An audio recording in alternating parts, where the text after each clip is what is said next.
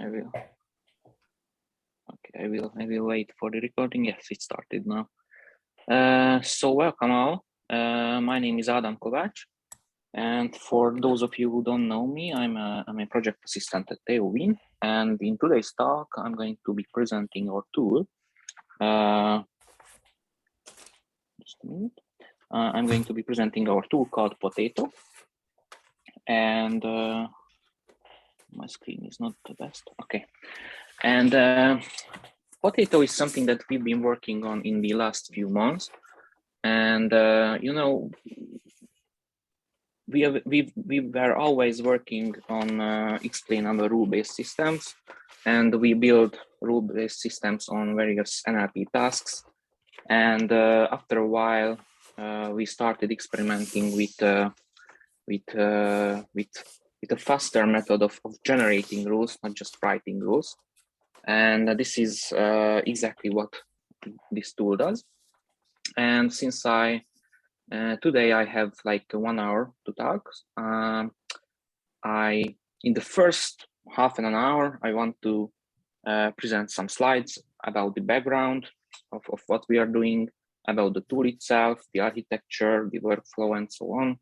And in the second half an hour, I think I'm going to show you a demo about the system. First with the backend of generating graphs, for text, and so on.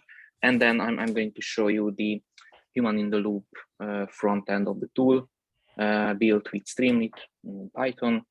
And I'm going to construct a rule-based system live. So first, about explainability, since it is an explainable information extraction framework.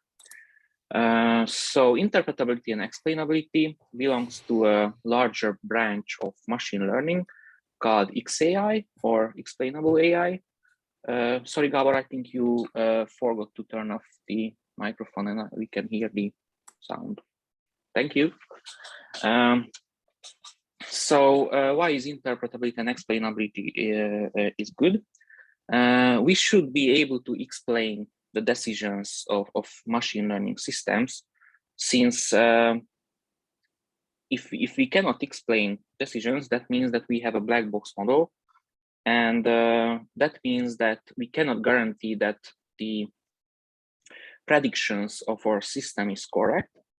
And this means that we cannot trust the machine learning model.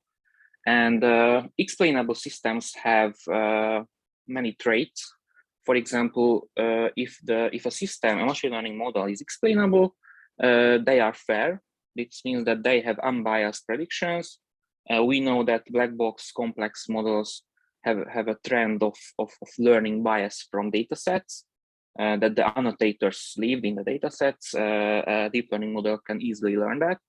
An explainable system is more private. It doesn't have information leaks.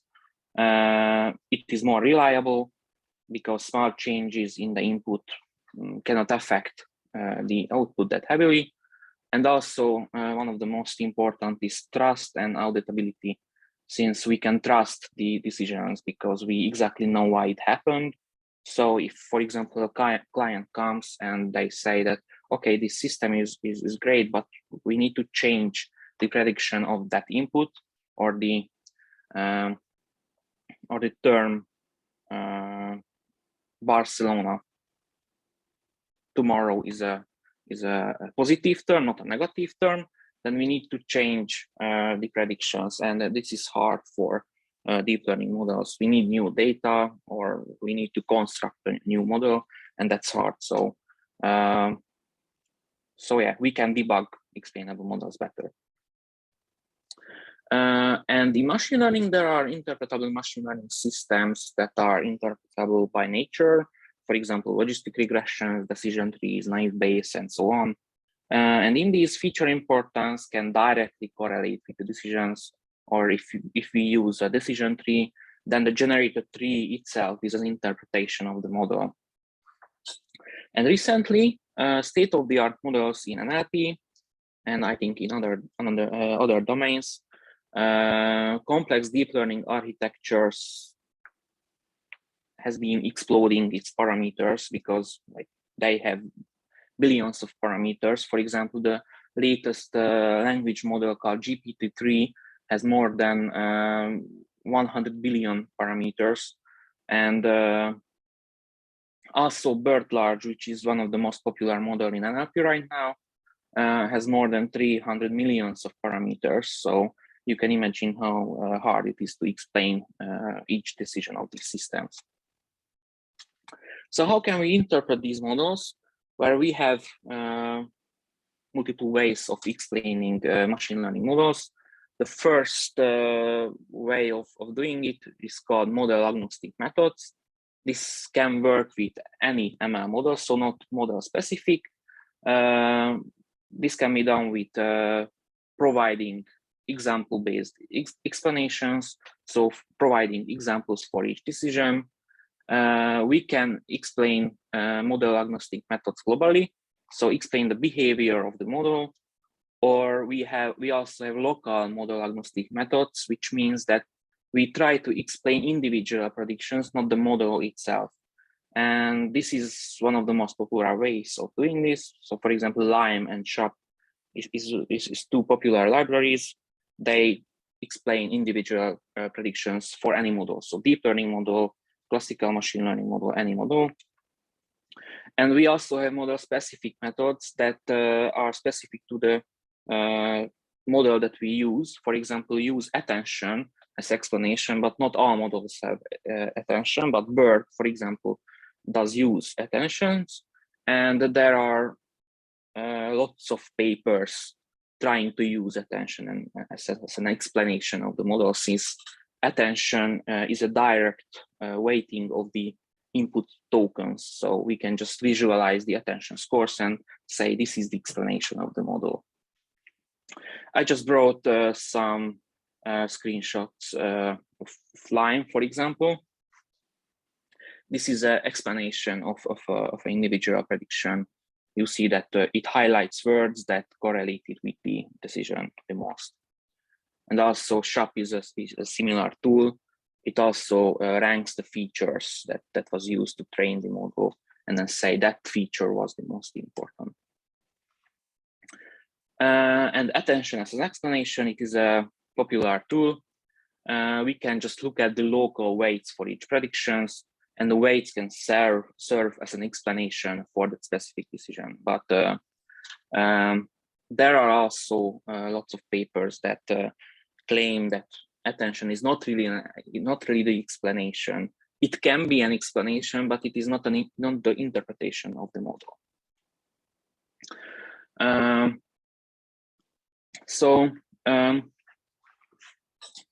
Deep learning models, in principle, have limited explainability. I put a lot of related work in each claim. So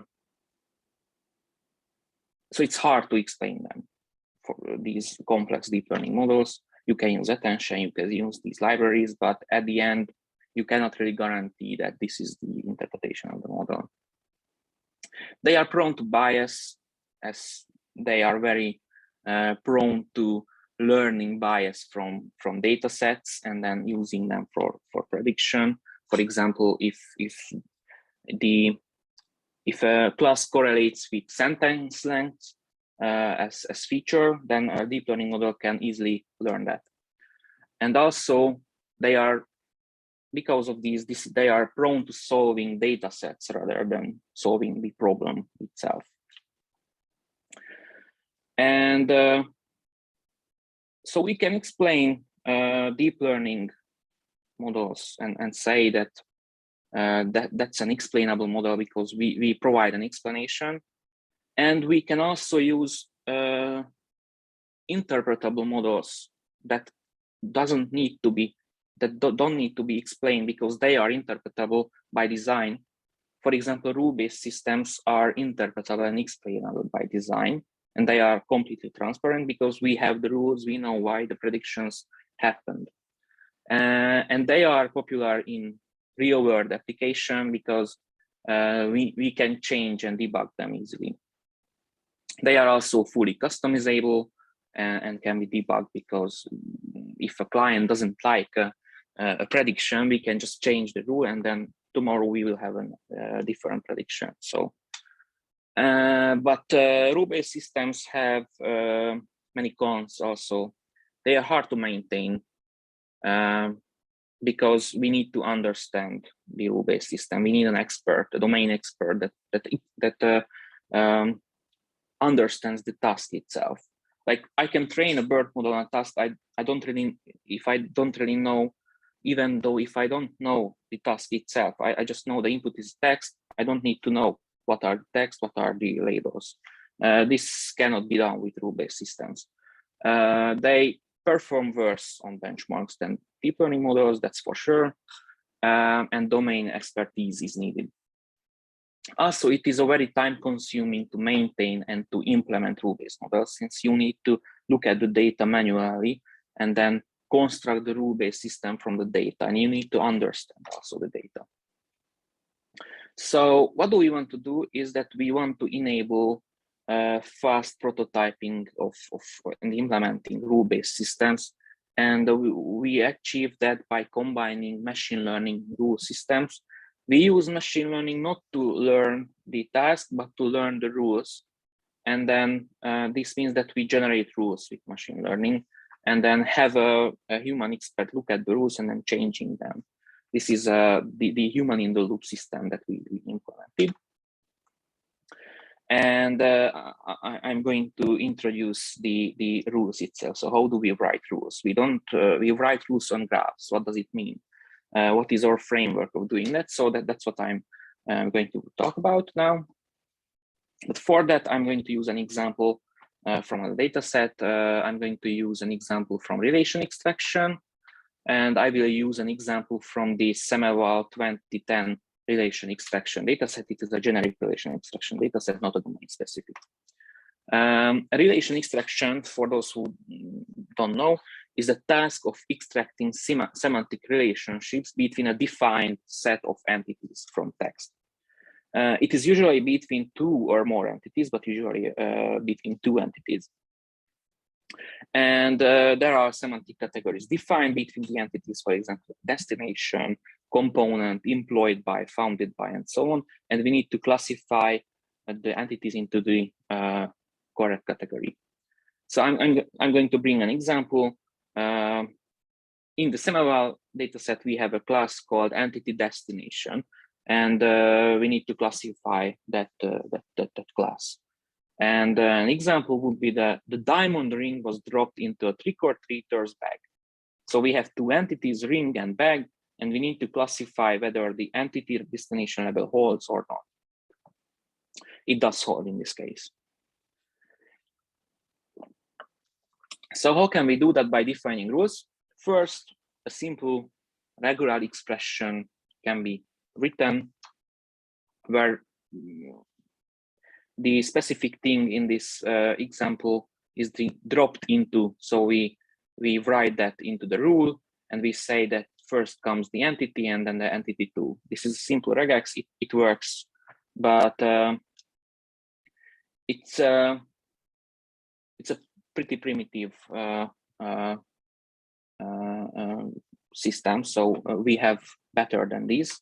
For example, there is like Spaces token matcher or the Holmes extractor that works on raw text, but first they analyze the text and then you can write rules on the analyzed text. For example, you know the tokens of the text, for example.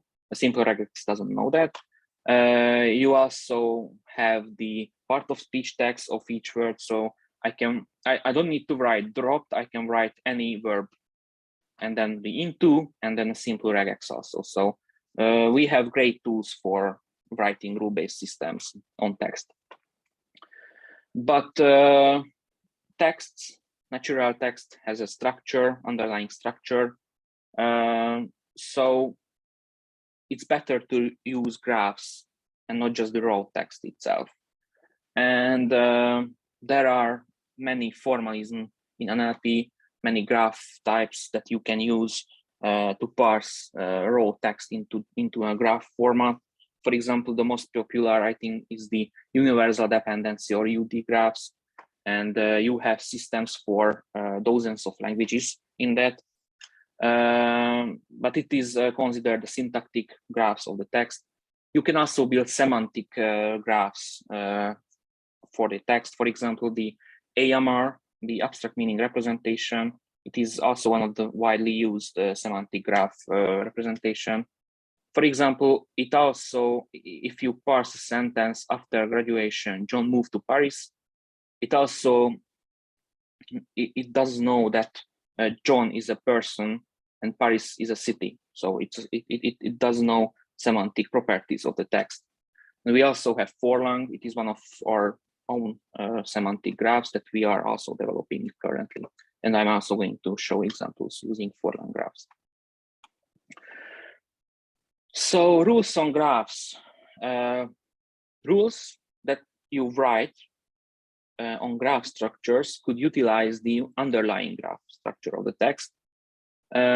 We also have solutions for that. For example, Spacey has the dependency matcher module, and you can use that to write these regex rules, not on raw text, but on graph structure, on UD structures, universal dependency structures. But it only works on UD structures. So you can't write graph rules on any graph types, just on UD structures. And it also does have a complex structure. And we also, in our framework, we also have a solution of writing rules on graphs. And this is on this in this GitHub package. I will also link all the packages at the end, so you can check them out. And all of the packages will be installable, are installable with pip, and you can also look at them. So our solution works with a generic network X graph type. So it not only works on UD structures, but on any kind of graphs. Can be used with arbitrary graph structures. And currently we provide implementation with AMR, Forlang, and also Stanza, which is a implementation for UD, for parsing UD trees. So with Spacey's dependency matcher, let's say we have the same sentence. So the diamond ring was dropped into a trick-or-treaters bag. Then first we can parse the text into a graph representation. It is a UD graphs with UD edges and then the tokens. And let's say we would like to write a rule like this, that's this. So we know that dropped is important and the diamond entity is also important. So we would like to write this rule for this sentence. Then with dependency matcher, we have a pretty complex structure. So you don't need to understand this, but it is pretty hard, and not hard, but it has a pretty complex structure. So and it's long to write a rule for that. So and also much harder to generate rules like this. So with our system and patterns with Forlang graphs, Forlang is a semantic representation of text. So if we parse the text with our package, we would have a representation like this. And then we can write the rule like this. So we know that into and entity2 is important. And we also know that instead of drop, we could have any kind of verbs. So we can write a regex with our tool. And in place of any nodes, we can write the regex instead. And then it will match any verbs here, any tokens here. And with our tool, we can write this in one line in a penman format. So this is the raw string of this graph. And this will be the rule that we will use. And it will also retrieve many more examples that we can't really write in simple regex or over tokens, but we need a graph structure. For example, the mem plays the entity one into the entity two, the entity one were released into the entity two. So these are all retrieved by this example. Our tool also works with AMR. So for example, we could write a rule like virus and country. And if we have the input, the Chinese virus kills everyone, it will match that rule within the AMR graphs. So we can write rules like this over graphs, and each rule has a label. And then if in the graph we match that rule, we retrieve that class or a label for that example. Okay, so now about Potato. So we use graph rules that are introduced, and we want to learn these kind of graph rules semi-automatically. So first we learn these rules with given a gold data set. So we need to have a data set, then we can learn rules from, and then we let the user to modify the rules. And then we also suggest the user rules with our smart suggestions using machine learning models. So Potato is a human-in-the-loop XAI framework. We provide a unified network X interface for multiple graph libraries, so we can work on any kind of graphs. We provide a Python package for learning and evaluating interpretable graph features as rules. And we also provide the human-in-the-loop UI framework built in Streamlit, and also REST API to use the extracted features, extracted rules in production. So to generate predictions for input texts. This is a collaboration, so all of the work was done with these guys. And all the components that we developed are open source, and we release them under MIT license and can be installed with pip. And we release two packages. First is to build and use graphs, so parse text into a graph format.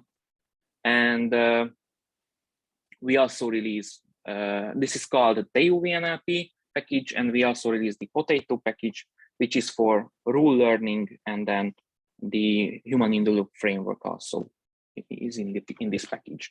The first can be installed with pip install TUW-NLP, and the second can be installed with pip install xpotato, because Potato was also locked with that, so we couldn't use that name. So what is our method? What do we mean by human-in-the-loop learning of rules? The idea is to generate subgraphs as features for training samples, and then we use the subgraphs as simple features for simple classifiers, for example, logistic regression or decision tree. But we generate subgraphs only up to a certain edge number, because we want to avoid large number of features. So we kept this number small. We just only generate subgraphs up to 2 edges, because we think that these simple subgraphs features could work well. And then we suggest rules to users based on feature importance, because these simple ML methods like decision trees, we can visualize the feature importance pretty well. And then the user can accept, reject, edit, and combine patterns based on the suggestions. And some graphs could also have regular expressions in the place of nodes or edge labels. And then we also allow underspecified, so nodes that contains regexes, to be refined. So we pick right examples from the training sets in place of regex. So the workflow, and let me know if you don't see the image well. So first we need to have a training data set, but not need to, but we have 2 modes. The first is a supervised mode where we have a labeled data set. First, we need to generate the graphs for the text. This is done in the Potato backend. Then we load the graphs into the human-in-the-loop frontend. And then we have the human expert go into this human-in-the-loop framework. First, if we have annotated data, then we use the supervised mode. if we don't have enough annotated data, we can use the advanced mode of our framework that can work in low resource settings, so that it lets the user annotate data first with rules. But I am going to show an example for that. And if we have enough data, the user can get automatic rule suggestions by our system. The user can also evaluate each feature and also can manually modify rules. And if the evaluation is good enough, so we have good enough accuracy in the data set, then we say, okay, we saved the rules, it can be used in inference mode then. So this is the basic workflow for system. The architecture, as I said, we released two packages, the xPotato and then the TUW-NLP package. Both can be installed easily with Python. The Potato package contains the trainer, the feature ranker, and evaluator. The TUW-NLP package contains the text-to-graph method, so it parses graphs into textual format. We also built a UI on the backend, so we have this human-in-the-loop frontend that the user can view features, they can generate features, and then look at the features itself.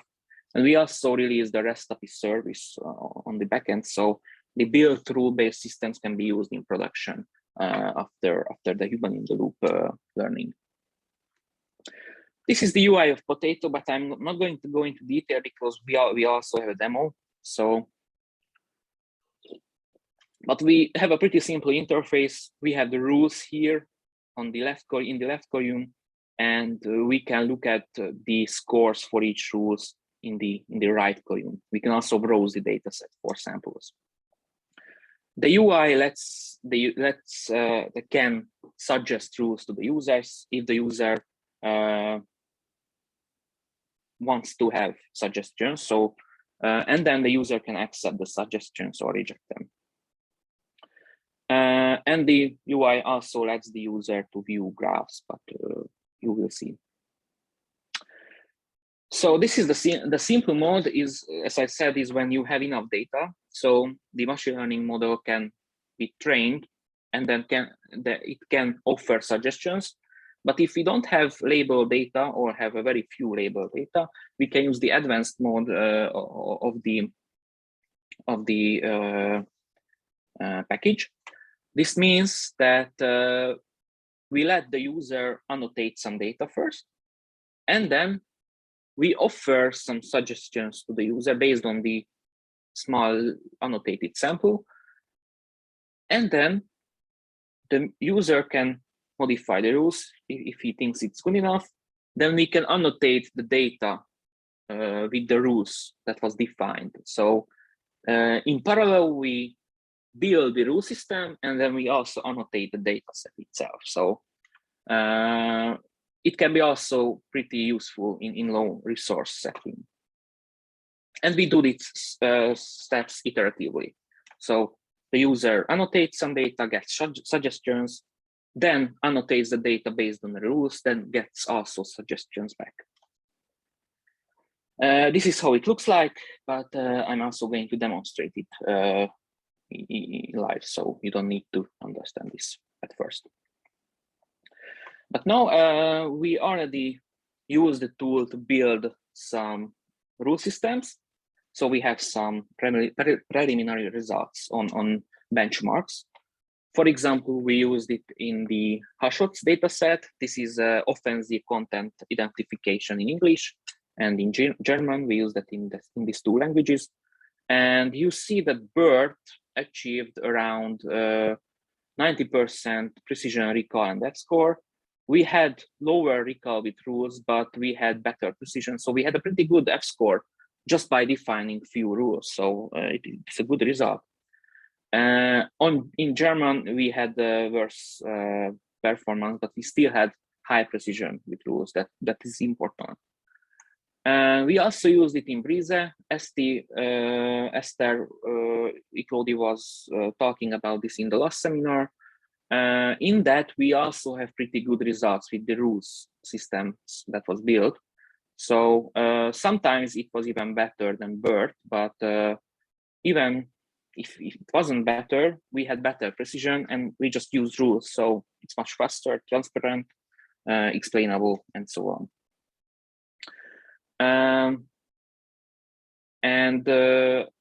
I also made some experiments with medical relation extraction on the growth root data. And here I had a pretty low recall, but very good precision. So at the end, BERT had pretty bad precision. So BERT had a better F score, but we had better precision and lower recall, but the rules we defined was pretty good. So most of them was correct. And we also have a project of tone analysis for chatbots. This is Kinga's main work, where we have a sparse data and no labels. So we use the advanced mode there to bootstrap rules and then annotate data sets. So we think that this tool can be used in low resource settings also. And that was it for the slides. And I think I will show the system now. And then after that, if you have questions, then we can talk about it. But if you have something in your mind now, then we can talk about that also. But if I show the system, you will understand it better, I think. So I think we can start with that.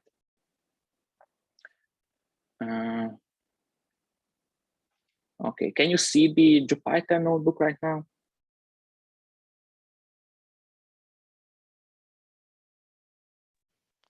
Yes.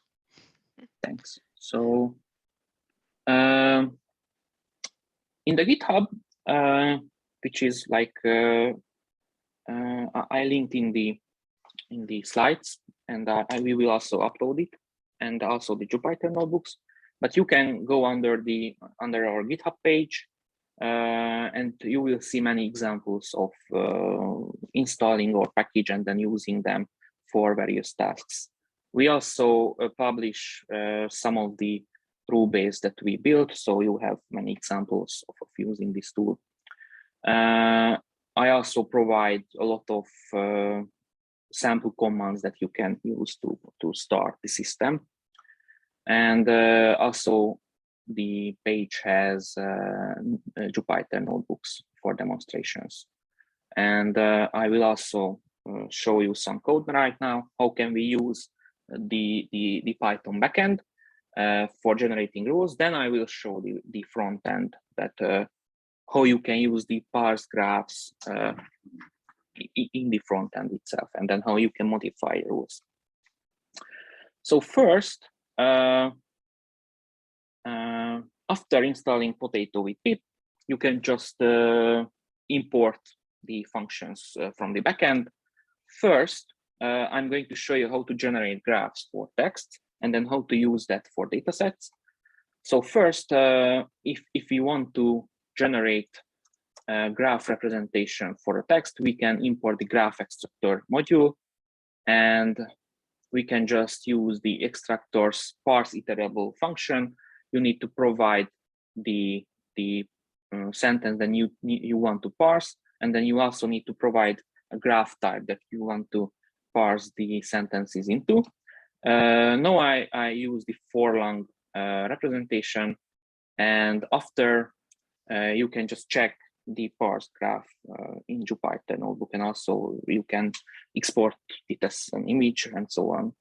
But if you want to parse AMR, not for long, you can just provide different graph type, and then everything is the same from that, because we use the networks package and it works same with all kinds of graphs. So if you provide the AMR, the result will be an AMR graph for that sentence. And now I will demonstrate how can you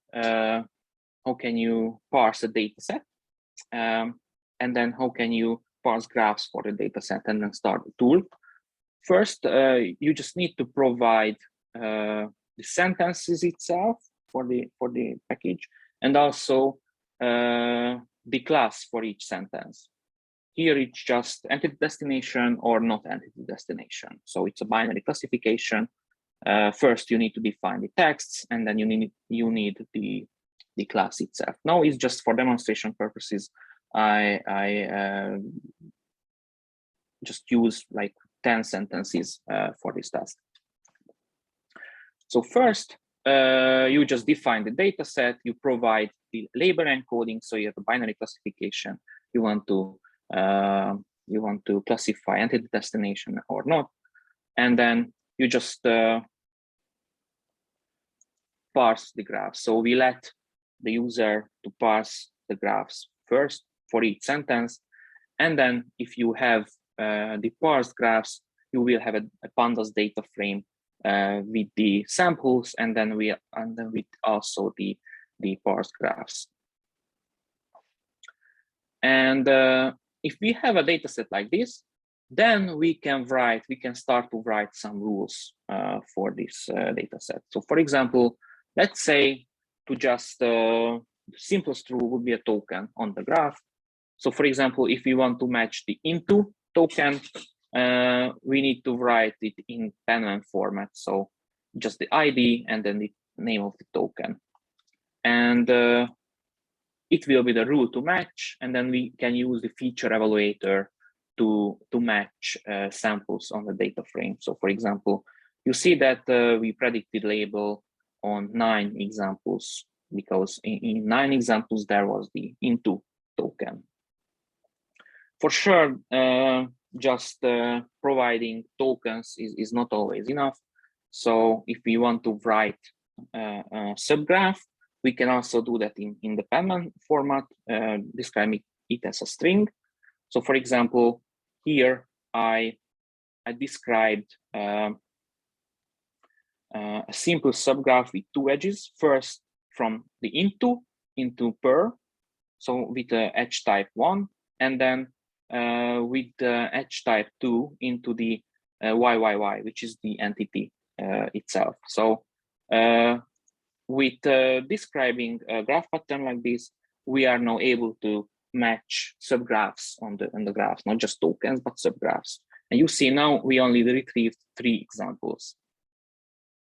Any tokens can be negated also. So for example, if we just want to match the into subgraphs, and then we say that we don't want the per in the matched examples, we can also negate it. We can also, if you don't want us to specify some of the nodes, we can specify it as a regular expressions, and then everything will be matched in that token, with that token. And now I'm going to present a real example of learning rules from the whole dataset, whole SML dataset. I'm not going to go into details. First, for speed, I will just import the graph, so I'm not going to parse it. And after we loaded the graphs, we have 8,000 examples, and we will try to extract rules from these 8,000 examples. But it's not just the entity destination, it has all the classes in it. And all you need to do with the backend is to generate graphs for sentences. It can be done with the same way that I just used. So you need to just parse all the text into graphs and then save the data set, then the front end will be started. So now I just save this data set with the graphs, and then I will start the Streamlit front end. Here you have the sample with just saving the graphs into a pickle format. And now let me just start the front end with the Streamlit, with the SML training data and validation data. And then we can then generate rules on it.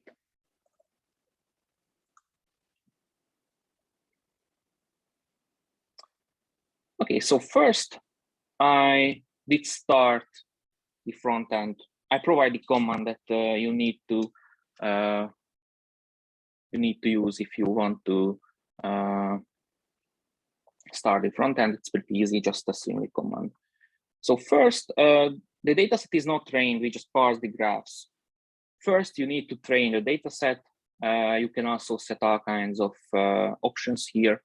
I set it into 1 because it's just for the minimum edge that you need in the subgraphs. And if you don't want tokens, you can just set it into 1. This means that it won't have single nodes as features, just from single edges. We will have up to 2 edges. So first, we train the data set. This means that with our ML machine learning model, we train the graph features, and then we rank them based on feature relevancy, feature importance. And then if we will have the data set trained, we will have the main page of the application.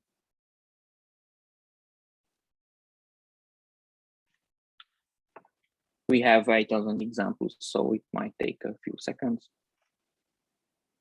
to generate all the subgraphs and then also train the algorithm. Okay, now we have the data set trained. This is the main page of Potato, basically. Now we arrive here. At the top of the page, we have a dataset browser. So you can just check the texts and the labels. And then if you want to check the graph for any samples, we also have a dataset browser here. So for example, I want to check the graph of the 8th sentence. I can just provide it here. And then here I have we have the graph showed, and we can view it. We also have the source here. It's the string version of the graph. We can just copy subgraphs from here if we want to define new features. In the left column, we have the rules. Here we can define the rules. We can modify the rules. First, you need to choose the class that you want to build the rule system on. It's not just a binary classification now because we use all the classes, but we will stay with the same sample. So we will generate rules on the entity destination class. And here we have a first few suggestions by our system. So it's nothing manual. They were suggested automatically. And we start with 5 rules at the start. And any of the rules, you see these rules are in penman format. So it's the string format of the subgraphs. And any of the rules can be modified or deleted if we just check. And then we say we want to delete them. And we can also evaluate them. So the first natural step is just, I say that this into 2 entity 2 and this 2 entity 2 seems like a pretty good rule. So we can just select them, and then I say, let's evaluate these features and see how they perform on the training and on the validation data. So this is the first rule that was evaluated. 2 connected to entity 2 with an edge 2. And the second is into entity 2 with an edge 2. And we can also see how they perform. So we see that it is a pretty good rule that was suggested automatically by our system. And this rule alone achieves 78% precision, 62% recall, and 68% F-score. So it's a pretty good rule. And this is on the training data. We can also view it on the validation data. So we know that it's not overfitted and only works on the training data. And then we can also debug any of the rules, and we can view the true positives, false positive, false negative samples of each rule. So we know that let's see some true positive examples. Here we have a grid. We can just select the sentence, and then below we have the sentence, we have the graph generated, and then with different colors we have the rule that was applied. So we know that into entity 2 was applied on this example. Now A human expert could see that, okay, this is a pretty good rule, but we can modify it a little. Let's also incorporate entity 1 in this rule, not just entity 2. So we would also bring this node and also entity 1. So let's write that rule. I can just modify it. So for example, with an edge 1, let's connect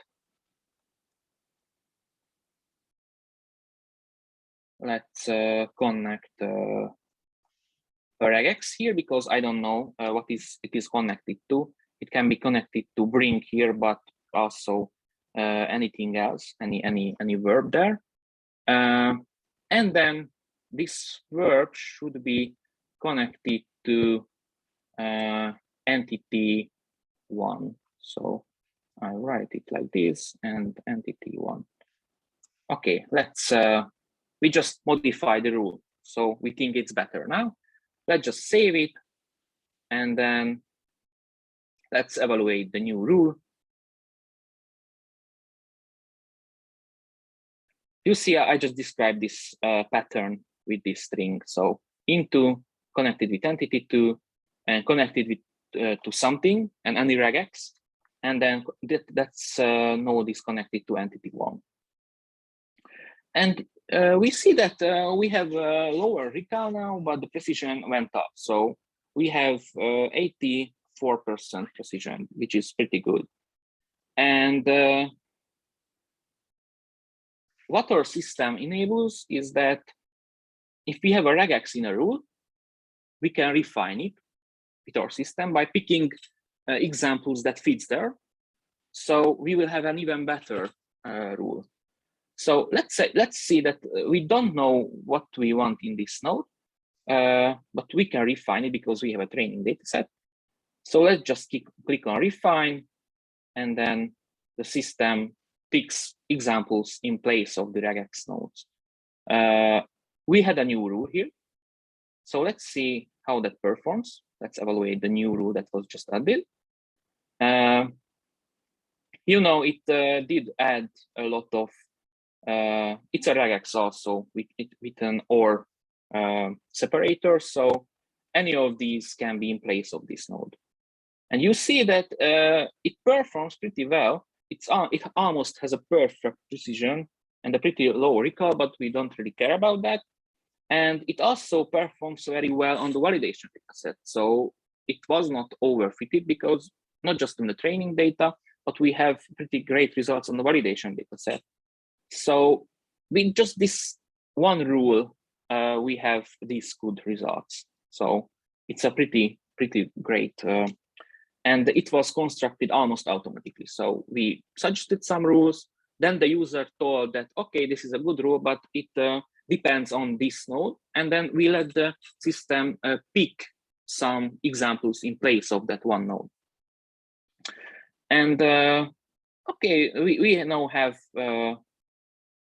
other rules also. We could just also delete them, but we also offer suggestions. So if the user clicks on the suggest new rules, based on the feature importance and the false negatives that we predicted, we offer we offer suggestions to the user. So if we clicked on the suggest new rules, grid was just appeared. And here we see some of the rules that was suggested by our system. And we can rank them by precision or true positives, also whatever we want.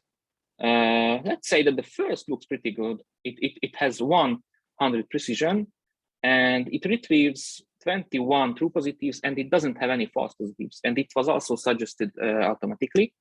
So let's say the first two seem pretty great because they have a good recall and precision.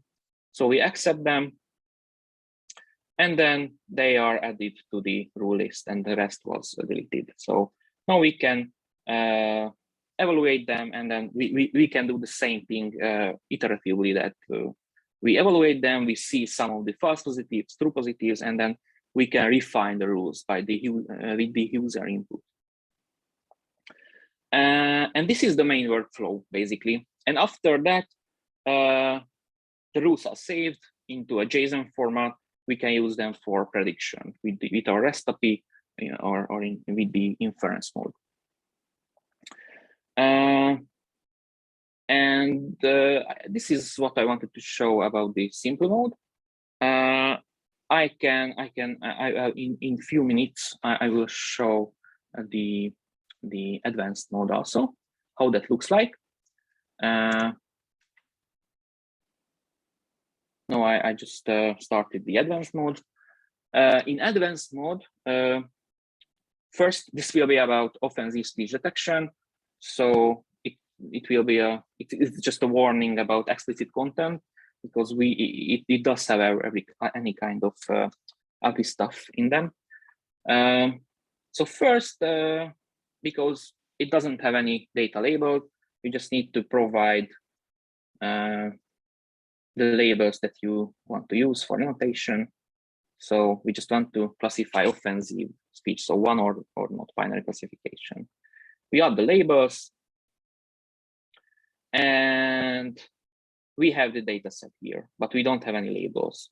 But in this mode, you can annotate some samples if you think that that sample is an offensive. So you can just annotate something. Here you have the annotated samples.